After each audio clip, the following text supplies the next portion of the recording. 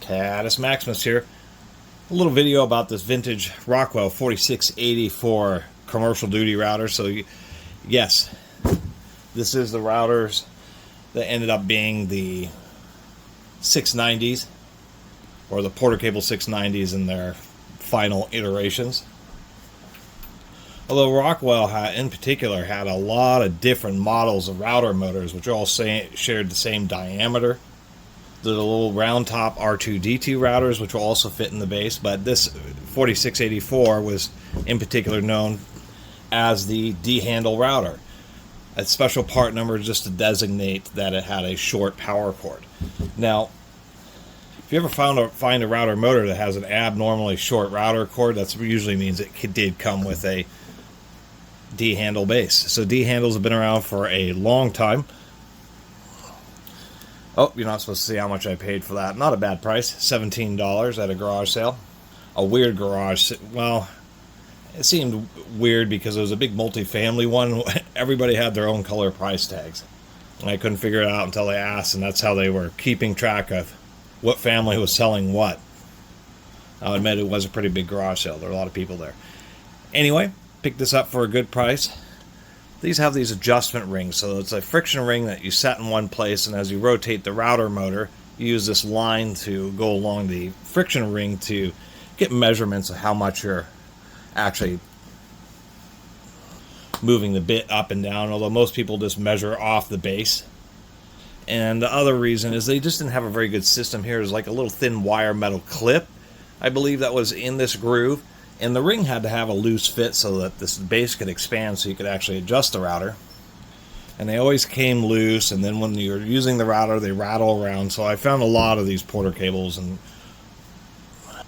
even some Rockwells that just are missing those little rings. Now, D-handles routers are sure nice because you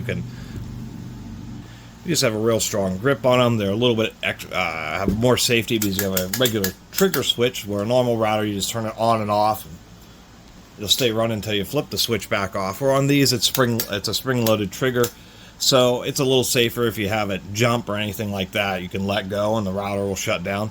Secondly, if you are changing bits and forget to unplug it, you always unplug your power tools before you ever change blades, bits, etc. I mean, not drill bits in a drill, but a lot of power tools, that's where the accidents happen, is you forget to unplug them. But in this case, you actually have to turn on the motor and then hit the trigger, so you have two kind of levels of safety. Interestingly enough, since this motor adjusts by twisting, they put the power cord in a side mount, and I think maybe they thought, due to the complexity around the top of the trigger, they didn't want to put it on top, and they figured that was the best place to put it. You know, I have a much more modern, the only other D-handle I had was this Bosch, which is a lot more modern, has a pretty style handle, and they have the power cord coming off the top. Plus the Bosch adjusts linearly. It doesn't twist the motor, it uses screw threads. One thing I was noticing is that there is a difference here. Let's see if I can't get these on top of each other or get the bases relatively aligned. Yeah, you can really see that. The Bosch D-handle is a lot more vertical, where this has a lot more angle to it. I really like the ergonomics of this handle. It's just about as perfect as you can get. So it's kind of nice to actually get a different D-handle, because I'll be able to experience just slightly different ergonomics. This being a little bit more vertical, and then this one maybe being a little bit better if you're more standing on top of the router. Anyway, so these various motors, and one of the surprising things is there's like 2001, there's, I guess, 6302s. There's a variety of different part numbers for what is a similar motor housing, and over the years they did increase power. So, such as the more modern 690, like that Porter cable, that's a 1200 watt or a 10 amp at 120 volt. This is 8 amps at 120 volts, or maybe they rate it 115. Much older ones. So this is I think a 1980s, because it's a Rockwell Blue label. If it's the older kind of leafed branch, lowercase r Rockwell label, then that's going to be a 1960s or 70s unit. and those tend to be a little bit less power, like 6.8 amps. So that's really all the power. Really, the 960 watts that this one is, more than enough power. Although, for a long time, more than half a century, or at least I should say, power tool manufacturers have been. So they're slightly older 2001 model. They rated at 1 horsepower, and then this one being 8 amps, they rate at, come on, there we go, 1.5 horsepower. And I don't know how they add 1.2 amps of current and somehow jump from 1 horsepower to 1.5. Kind of like vacuum cleaners. A lot of routers are a little generous with their power ratings, but nonetheless, this is more than sufficient as a nice 1/4 inch router. 23,000 RPM. I'm going to need to lube these bearings. Obviously, or not. Well, I guess it is relatively obvious that one of the first things is that this is all original cording, and it is actually in good condition. So this was stored in a relatively temperature, a garage or something like that, and it just doesn't have that much use, because I can't believe that these are the original wires with no fraying or anything. But over 50 years, the grease has hardened up a little bit in the bearings.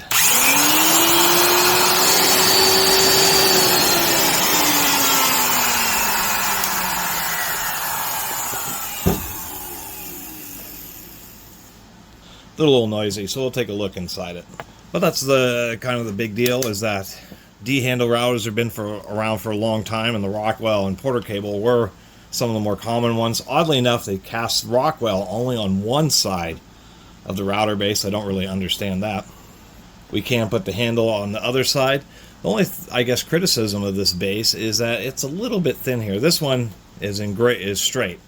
But I can certainly see, if you're using this in commercial duty, as it states on the side of the router, real easy to set this down hard on one of these edges, and those are going to want to get bent. Otherwise, the base seems decent enough. It's actually a pretty tight plug. Since the ground connects to the body, it's just a hole with a metal tab. I think that's kind of amusing. Just a simple. And then we unthread the motor. Almost all the weight is the motor, surprisingly enough. Once you pull the motor out, I mean, this base has a reasonable amount of weight, but it's surprising just how dense these motors are. They have just a lot of iron in them. A little bit more older school, but more modernized. Some of these collets actually had a thread that threaded into the spindle. These 1980 ones, they revised it to what I consider to be one of the best, more modernized. Even in the Porter cables and everything kept this. I mean, there was slight derivations, but just having a wide space on a big hex for the lower and a big nut for the upper just lasts longer, more thread area, so it doesn't want to strip out as quickly through repeatedly installing and removing bits. And you don't need like special thin wrenches or anything like that. You can just pop the motor out, and you have enough space to use adjustable wrenches or pretty much whatever. I did want to point out this. I just have that finger tight. Always make sure to periodically clean that out. Really a pretty amazing collet. Most of the collets have been fine over the years, but this must have been just a particular series of collet. It is not a zigzag collet where it's cut one way and then cut the other, which is basically the modern standard for good quality, but this is still pretty decent. This is still really good. They have 2 undercuts here, and then a third undercut with a little split, so as it goes down into the taper, each little third squeezes pretty good. We can see that they actually have a gap in the center, which I kind of like, because, as any grit or anything that gets in there, it's kind of a space for it to settle in, instead of on the tapers, and it kind of forces the pressure from the taper to really be on the bottom, on 2 points, bottom and top of the bit or the shank, help ensuring you don't have a situation where there may be particles where it just wants to press right in the middle, being in 1 point. This kind of forces it to be a 2-point clamp. Plus, and I initially thought that this had like a little 1/4 inch adapter in it. It's a special long nose collet. Almost all collets are flush, or maybe stick out a little bit, but this one just has a really long nose on it. And even on modern bits, this is a Diablo bit, this, you can put the bit all the way in and it will grip on the entire shank. I mean, bits really don't slip here. Brushes are basically brand new in it. Pretty simple wiring, it's just a basic motor. Fortunately, they do actually have a cord clamp here, so you can replace the cord and find a strain relief from some other tool that will work well enough. Or even layer up shrink wrap. And replacing or even checking the bearings, adding a little bit of lube because I probably don't have any spares. Pretty simple. The hardest part is very few routers actually have what they call it, the chuck or the receiver actually machined into the motor itself. And the ones that do are the ones that have two little slots cut in the sides. This actually has a chuck that's threaded onto the motor. Since this moves clockwise and the motor's moving this direction, it's a standard thread, but usually you have to use like an impact driver or something because obviously the motor wants to turn. You have to be careful about putting like a screwdriver into the fan because you can really bend the fan badly and introduce a bad vibration. And maybe even put a Sharpie mark just so you can get the orientation correct when you reassemble it. Fortunately, the commutator, or the field is fastened to this upper cap. It's a very tight machine fit. That's part of the reason why these are good routers, is because they have very precise machining, very good alignment. They have really straight motor shafts and really precise alignment between the bearing bore on the upper and lower section. So it's like a semi press fit, or just a really tight fit. So those bearings absolutely are just straight and parallel, and that makes a big difference to the lifespan. But fortunately, you can just pull this off. Since it's so tight, you really got to, avoid using a metal hammer if you can. Some kind of plastic hammer that you can just a little bit of a light tap here and a light tap here as you're holding it, you're kind of pushing it with your fingers, and eventually work the upper portion off. And you can see how this is independently fastened. Take a good look at the windings here. They seem to be just fine. I really like some of the really old tools and I guess some modern angle grinders and stuff, where they wrap the field windings, but there is a drawback to that, is they do get hotter and you have to put a little bit more wire into it. Although I will have to say that there's some kind of booger right here, some kind of tangle happened when they were wrapping that field. Still seems to work fine. I see what's happened. The winding came around, and then when they attached it to run it back up, they just bent it over. It's a little bit funky. Kind of hard to see down in there. Maybe if I can get it to, whoop, be careful not to damage that. There it is.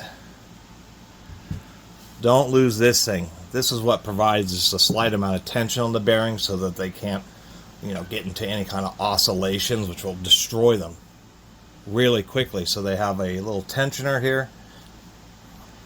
Don't let that disappear, because then the motor can rattle up and down, and you'll know it. It'll sound really bad. So don't forget about that thing. This motor does seem to be in pretty good shape. Welded contacts. Kind of what you expect. A little bit of wrapping to protect the wire, but it's a router. Would have liked to see just a little bit heavier of an epoxy coating, but these have always been known to be pretty reliable, and the brushes are just starting to break in. So I'm kind of abruptly finished my review. I was going to change the bearings in it. The top bearing is, and so I'll just summarize it because I cut myself twice. Long and short of it, it uses a 608 bearing on the top. You have to be careful because there's like a little spring preload washer. So when you take it apart, you've got to make sure that doesn't get lost and ends up back in the top of the router. Simple 608 bearing, except for there's a note, which is there's a little peg on the end of the motor shaft where the bearing slips onto. On almost all motors, you push the bearing all the way down until it hits like you have the shaft, and then there's another machine shelf. On this router, does not. Interesting, the 608 bearing is just pushed on until it's flush with the top of the little spindle on the motor, and there's actually an oddball gap that looks like the bearing isn't pushed on all the way. That's how it is from the factory. And for some reason, they just didn't adjust the machining on the motor, or they didn't put any washers in there, so you just have to be aware of that. The second thing you have to be aware of is, and this is my discovery, is I thought it was a 6202 bearing, and it is, except for it's a proprietary one. It's actually known as an 88502. The reason being is a 6202 bearing, 35 millimeter by 15 millimeter by 11. This bearing on this router is weird because it's a 608 bearing except on the outside race, but on the inside race it's extra tall. Instead of 11 millimeters all the way across, the outer race is 11 millimeters thick, where the inner race is 14.39, 14.4 millimeters. I mean, that's 3.4 millimeters. That is almost an eighth of an inch difference. So it has a very oddball, specially felt sealed bearing. And they seem to be kind of common because when you look for 88502s, it is apparent that that bearing is used in a lot of stuff.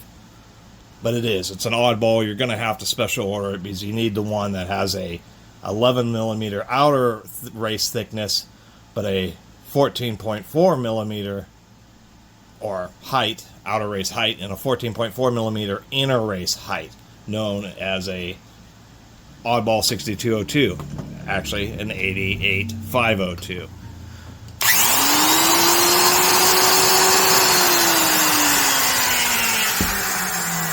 So that's my little video. I'll end up ordering that bearing and replacing it. I guess the only other thing to really make note of is there's a snap. It's pretty easy to get the bearing replaced. You know, you pull out the collet and the collet nut. On this router, it's a 1 inch. On some of them, they increased it to 1 1/8 inch nut. And fortunately, the field is attached to the top of this. So you pull off the cover. There's just 2 screws. And you just lightly tap with a plastic hammer or a piece of wood, and you can tap this whole cover off, and the whole field and all the electrics come out. And you're just stuck with this housing with the armature in it. And the worst part is you got to get a rag. There's some really sharp edges on the top edge of that. That's how I cut my finger twice. So you got to get a rag, kind of hold on to the end of the armature, and quite frankly, you got to use an impact to knock off this nut. It's standard threads or standard direction, but you're going to have to impact this, which is the collet, or excuse me, the little receiver or chuck is threaded onto the end of the motor. So you got to impact that off. Then you can just use a hammer to tap the motor out through the center of the bearing. Then you can get access to the snap ring and remove it, so that then you can actually tap the bearing itself out. Putting it all together, you just put the motor back in and then reinstall the nut, and then use the nut to actually suck the motor down. The nut actually ends up getting kind of tight on the inside of the bearing. I'm not exactly sure why, if it's like a design or if it was on this. So I had to use the nuts to kind of pull the motor up some, or remove the chuck, remove it, and then put a little washer in that I could seat against to actually pull the motor all the way in, and then I was able to reinstall the nut. Surprisingly enough, a little bit more complicated of a procedure than I was initially expecting. Anyway, the more you know. So there's my little review of this Rockwell. This is the 6484. Excuse me, I always get my numbers all out of whack. 4684 D-handle router. And they've had a variety of, once again, part numbers on a variety of motors, and they'll all be compatible with this. And it's just an interesting, just more old school.